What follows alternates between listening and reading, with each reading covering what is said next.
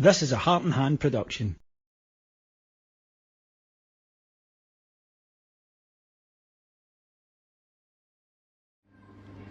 Hello everyone, my name's David Edgar, I'm the host of Heart and Hand, the Rangers podcast, and I'm joining you today in a very good mood after Rangers defeated Aberdeen by 4-1 to go into the international break in very good fettle. Absolutely vital, of course, that you don't drop any points at home in a title run-up in particular. There may be times you have to, but in your home matches you've got to win, and you've got to win against an Aberdeen side which, in all honesty, is very limited. Manager Danny Rule made one change to the side that beat St Mirren, Tello Asgard coming in for Jaidi Gassama, and that seemed to suggest maybe a bit of a shape change for Rangers, but it wasn't apparent. And in the first half I thought Rangers were good to a point. We were very good and in control. I thought our pressing was good, but we lacked a wee bit of cutting edge. However, we did get into the lead, and it was showing that little bit extra cutting edge that got us there. Lovely clip ball by Nico Raskin over the top, and the ever impressive Tor Romans, who looks a super player, he really does.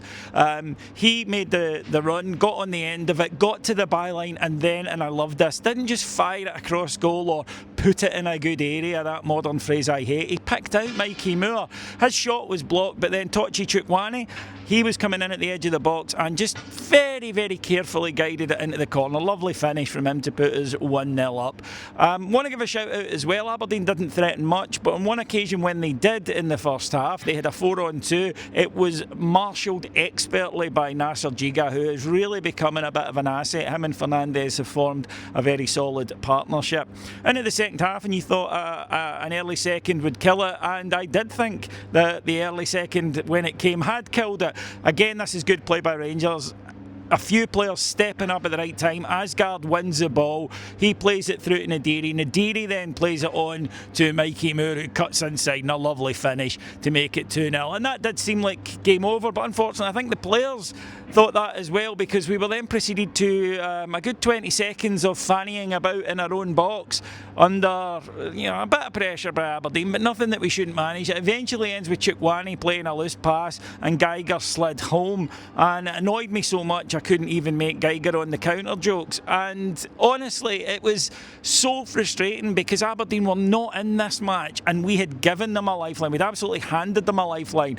But credit to the players, they regrouped, went up the park and got another. Aberdeen kind of returned the favour by conceding a really soft free kick at the edge of the box. It was a free kick, it was just a stupid decision from the Aberdeen player to commit the foul.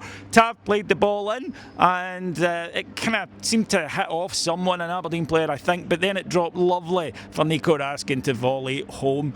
There was time for some controversy late on in the match when Rangers scored what looked to be the fourth goal through Bojan Miovski. That would have, of course, been a very fun goal for us as Rangers fans and a miserable one for Aberdeen fans, but it was ruled out because of a handball in the build-up. Now, the handball had taken place, it felt like a good 20-25 seconds before, and Aberdeen had played the ball in the intervening period. Now, it's a completely different phase of play. Why has that goal been ruled out? It was a nonsense. But karma struck. We got a free kick a minute later, and James Tavernier's hit a rasper from the left side into the top corner to make it 4-1. Ruled that one out. I'm sure they gave it a go. Anyway, Rangers pick up the victory, and as I say, I mean, this is not a good Aberdeen side, but you've got to put them to the sword. They're going to work hard. They did work hard today against Rangers, but I thought that we were in command.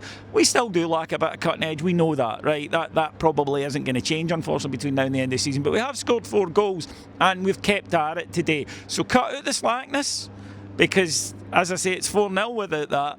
And, don't think a game's won before it's won. Don't relax during a match until you've actually put it beyond doubt. But we did put it beyond doubt easily enough, and yeah, I'm really buzzing for what was a solid victory and sends us into the international break in a pretty good mood. We'll have loads more coverage on the game if you go to our Patreon. It's patreon.com/heart and hand, and of course we'll have a free show wherever you get your podcasts through the week. Loads of coverage as well of Rangers throughout the international break. So have a splendid weekend, everyone, and I'll talk to you again next week. Take care, everybody. Bye bye.